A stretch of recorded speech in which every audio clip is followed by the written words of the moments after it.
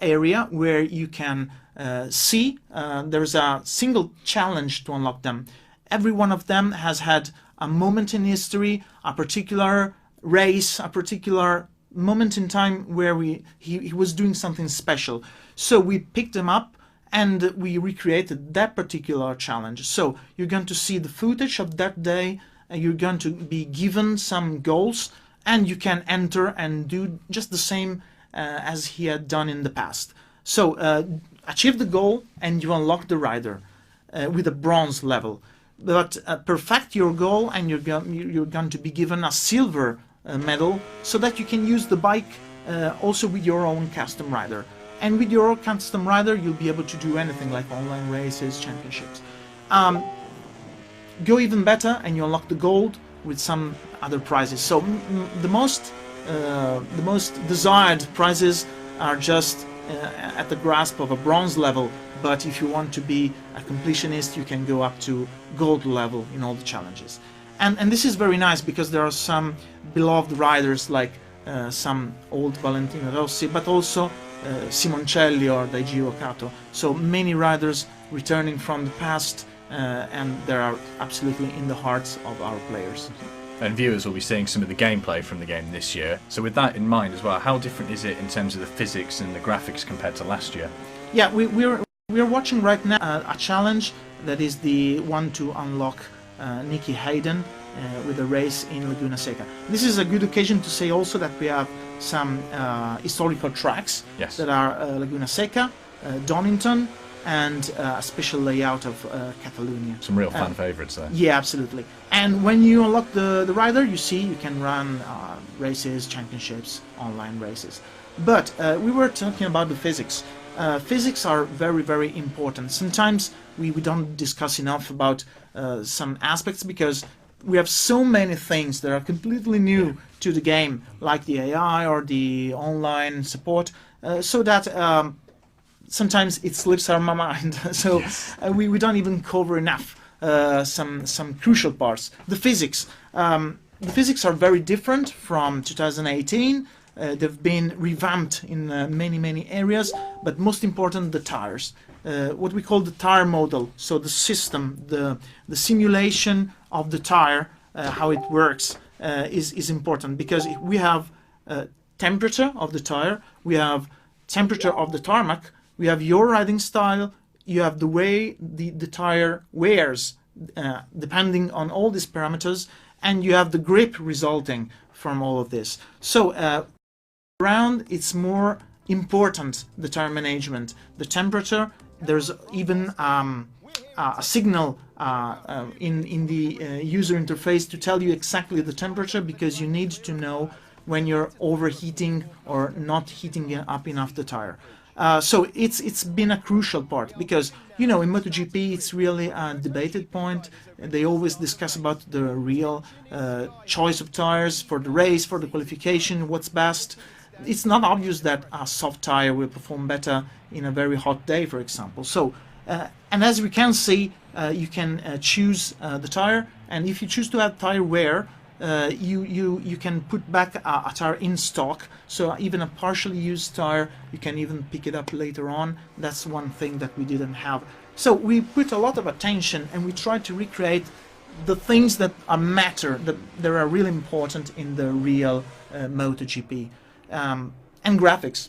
We have worked a lot on the graphics, because many of our tracks were drone scanned. Drone scanning is a technique that we use to gather 3D data. We fly a drone, it takes tons of pictures, and we create a 3D shape of the track. Obviously we cannot put it as it is in the game, but we had some of the tracks done this way last year. We covered up the rest this year around, so some of the tracks have a very different feel.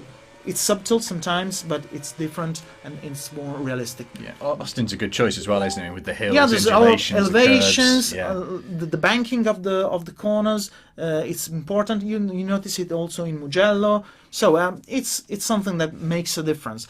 But also the lighting, the quality of the materials. We've been following a procedure to try to match a picture. So we were putting the game and a picture. and we tried to pick the color of the tarmac, of the shadows, the reflectiveness of the tarmac, so to try to convey a feeling.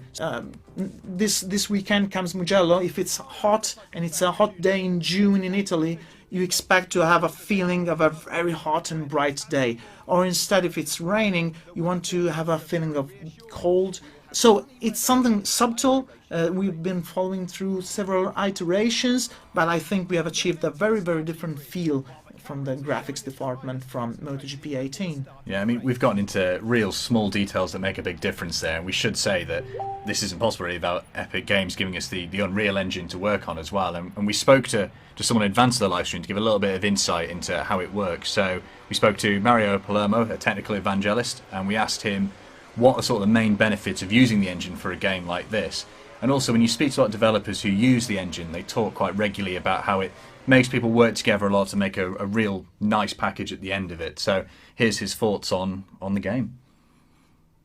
For me, the main benefits of using Unreal Engine in a racing game such as MotoGP 19 are, first of all, the high quality graphics that can be achieved with our technology, well balanced with the performance in all kinds of platforms, but also not having to reinvent the wheel by writing your own technology and tools, and instead of that, people can use Unreal Engine for engineering work like physics and sets to just focus on creating the best racing experience.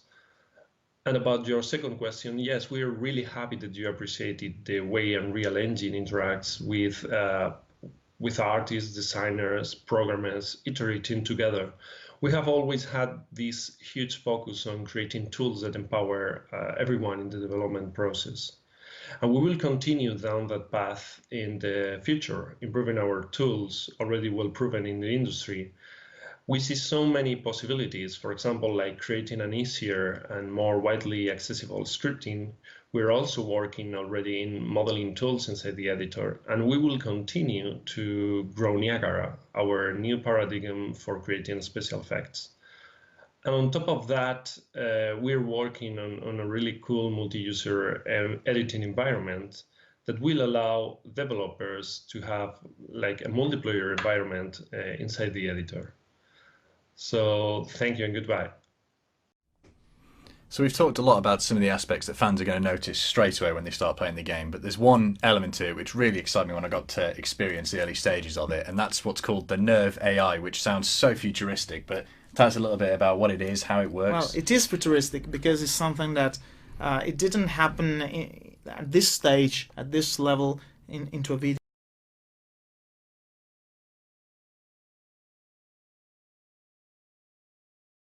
game.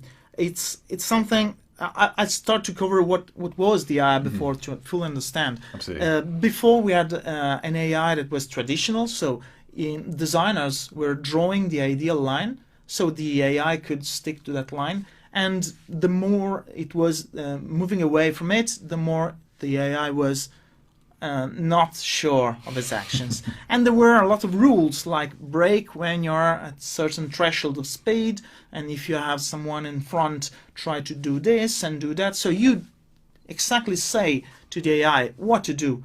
The result is somehow predictable, but a bit stiff. So the more the situations get complex, and with races like Moto2 with more than 30 bikes on track, yes, it can easily get very complicated. So we had several options to make the AI better by public request. So we opted to have the neural AI. It was an experiment that's been going on for a couple of years, and it's something that is completely different. It's completely different the way it works under the hood, because the neural AI is like a small brain. It's got this small brain made by digital neurons, and it's got some sensors, like it can see, it can perceive some things like the tire grip or the temperature. So it's like a brain in a jar connected to everything it needs. And how we make it run? We don't give him rules because it's too complex. We give him hints, rewards. Like, go and try not to fall. It's up to you how your opponents, and give him enough tries, give him enough time to learn, because learn is the correct word, and it will from not having a clue about what to do up to being a super competitive AI. And it's not something you do overnight, obviously. It's been something going on with an external company called Orobix, and they work with machine learning, that is all the techniques that can be used to do something like this. It started like an experiment, then someone it was ready to be moved to production, but it was not an easy task because lots of things came into action, like, do we have enough time to make all these AI learn how to ride on all the tracks, on all the bikes, or do we have time to teach them how to really behave like a MotoGP rider? It's not enough to be somehow like a MotoGP rider. They have to be fair, they have to be fast. And the result was something staggering, because at the end they were fast, very fast, faster than what he had before, sometimes by something like 2 seconds for each lap. It's something that is more consistent, like they don't change leaning angle, they don't hesitate, they know what to do, like a pro. And it's something that is fair with the player, because they don't try to make exaggerate maneuvers or to slam into you or take you down. So the result is more lively and more natural, and it's something that we are very proud of. Yeah, we talked a little bit there about the player as well. We're watching some great battling going on here. Does the AI react to the player? Does the player help the AI learn? Yes and no. Yes, the fact that the AI reacts to the player, but not because the player is special. They have learned how to manage the presence of other entities, agents we call them, on the track. The player is nothing special. So sorry, players. When they learn how to overtake and to manage complex situations, they know it. They don't learn along the way, for the reason I was telling you. They take some 100,000 laps to get there. Do you think that some more 25 laps against you can make any difference? They're not made to be learning along the way. They're made, I don't want to say perfect, because they're not perfect. No. But they're made to be MotoGP riders. So the point is, can we make them any slower? Because when they're fast, they're super fast, but not everybody wants to play at the maximum level. So one of the challenges was to curb down their attitude, take down their speeds, and make them to human level. So myself, I something play at 80 or 90%, not 120. Realistic times pop up at 100%, while you can expect to have 120, something like Marc Marquez in a good day, in a good mood, on a favorite track. Okay.